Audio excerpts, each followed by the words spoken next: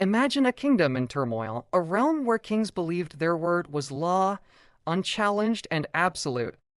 But in the year 1215, on the fields of Runnymede, something extraordinary happened.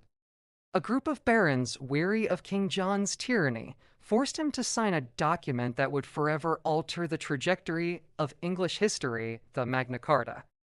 What started as a desperate negotiation between a monarch and his nobles would become the bedrock of liberty, the seed of constitutional government, and the distant ancestor of the modern parliament. Today, we'll uncover the gripping story of the Magna Carta, explore how its clauses shaped English governance, and trace how its spirit fueled the roots of parliamentary democracy. Stay with me until the end, because this isn't just a medieval tale, it is the story of how freedom itself was born in England.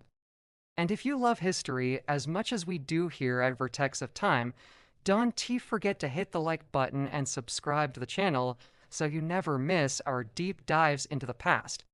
Now, let's travel back to a kingdom on the edge of rebellion.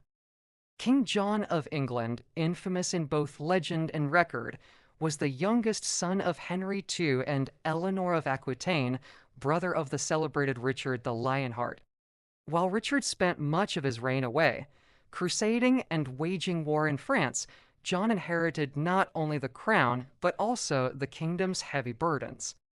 Contemporary chroniclers such as Roger of Wendover and Matthew Paris depict John as cruel, suspicious, and grasping, a ruler who alienated his nobles with arbitrary taxes, military failures, and abuses of justice. Historian David Carpenter, in The Struggle for Mastery, Britain 1066 to 1284, highlights how John's reign marked the nadir of English kingship, with barons pushed to the brink of revolt by a monarch who treated their rights as mere inconveniences. John's most notorious failure came in 1214, at the Battle of Bouvines in France, where his bid to reclaim ancestral lands ended in disaster. His defeat left him humiliated and politically vulnerable. The king returned to England weakened, yet still demanding scutage payments from his barons for wars he had lost. Tensions flared into outright rebellion, and by 1215, a coalition of powerful nobles, supported by the church and segments of the population, confronted John. They demanded not merely concessions, but a binding agreement that would limit royal power and enshrine legal rights. Thus, in June 1215, on the meadow of Runnymede by the River Thames, the Magna Carta, the Great Charter, was sealed. As historian J. C. Holt famously argued in Magna Carta 1965, this document was less a product of political philosophy than a pragmatic peace treaty, a response to a specific crisis. Yet, its legacy would transcend its immediate context. The Magna Carta contained 63 clauses, ranging from feudal obligations and protection of church rights to more universal principles that echo through the centuries. Perhaps the most famous clause is number 39, "No free man shall be seized or imprisoned." Except by the lawful judgment of his equals or by the law of the land, this was not democracy as we know it, but it planted the seed of due process, a principle later celebrated in the American Bill of Rights and the Universal Declaration of Human Rights. As historian Dan Jones notes in Magna Carta, the birth of liberty, what the barons wrung from King John, was never meant for the people at large, but in the centuries that followed, the people claimed it as their own. Clause 12, too, carried enormous weight. No taxation without representation, while its medieval context referred specifically to the barons' consent for feudal payments, its spirit would echo all the way to the 18th century, where American colonists invoked it in their defiance of George III. The Magna Carta, in this sense, was a medieval seed that germinated into a global tree of liberty. But the Magna Carta's story did not end in 1215. John, predictably, had no intention of honoring it. Within months, he sought the Pope's annulment, and civil war erupted.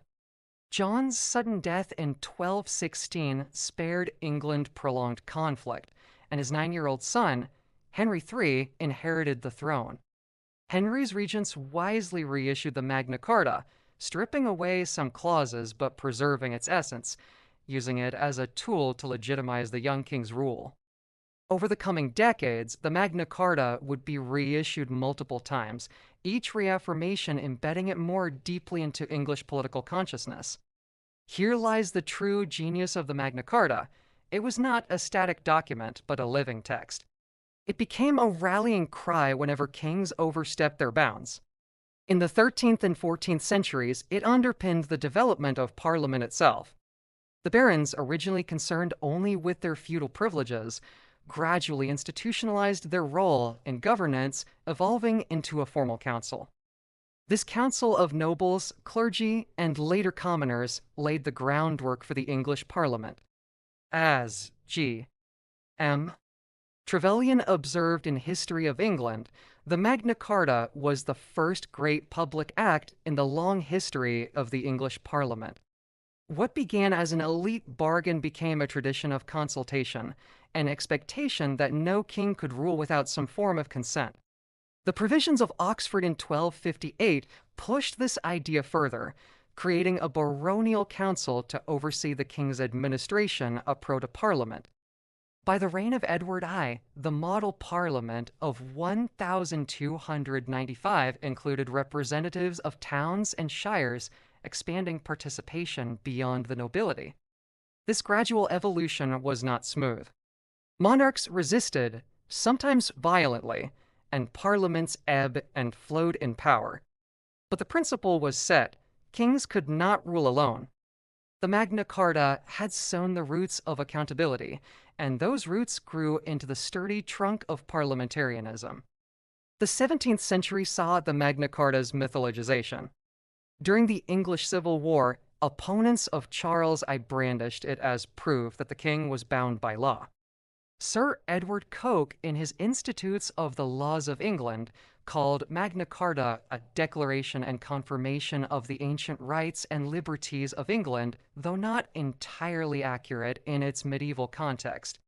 Coke's interpretation was powerful. Magna Carta became less a feudal relic and more a timeless charter of liberty. It was cited in debates that culminated in the Petition of Right 1628 and the Bill of Rights 1689, documents that entrenched parliamentary sovereignty and curtailed monarchical power once and for all. The Magna Carta's influence extended far beyond England. It inspired political thought in Europe and the Americas, shaping the philosophies of thinkers like John Locke, who argued in two treatises of government that governments exist by consent and must respect natural rights. In the 18th century, revolutionaries in America held Magna Carta as a precedent for resisting tyranny. Thomas Jefferson, in drafting the Declaration of Independence, echoed its principles of lawful judgment and consent to taxation. In modern times, Magna Carta has been invoked in discussions of human rights and democracy worldwide. Yet, as historian Nicholas Vincent cautions in Magna Carta, a very short introduction, the document's original intent was narrow, designed to protect the interests of wealthy landowners rather than ordinary people. Its transformation into a symbol of universal liberty was the result of centuries of reinterpretation, myth-making, and appropriation. This paradox between its limited medieval reality and its expansive modern legacy is what makes the Magna Carta so fascinating. For lovers of English history, the story of the Magna Carta is not merely about dusty parchments and medieval disputes. It is the story of a principle that power must have limits and authority must answer to law. It is the story of how England, as turbulent medieval struggles, gave birth to one of the world's most enduring political traditions, parliamentarianism. And today, as we reflect on the challenges facing democracy worldwide, the Magna Carta reminds us that liberty is never granted easily. It is demanded, defended, and reinterpreted by each generation. As Winston Churchill once said, the Magna Carta, which to us and our descendants became the title deed of freedom, was not a gift. It was wrested by the barons. So, the next time you hear the words Parliament, rights, or liberty, remember that they trace their roots back to a meadow by the Thames.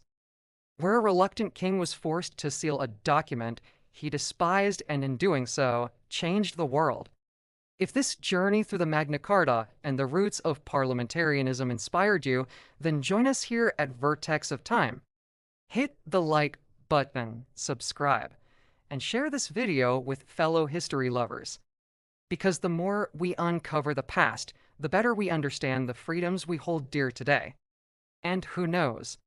Perhaps the next great lesson in history is just waiting for us to rediscover it together.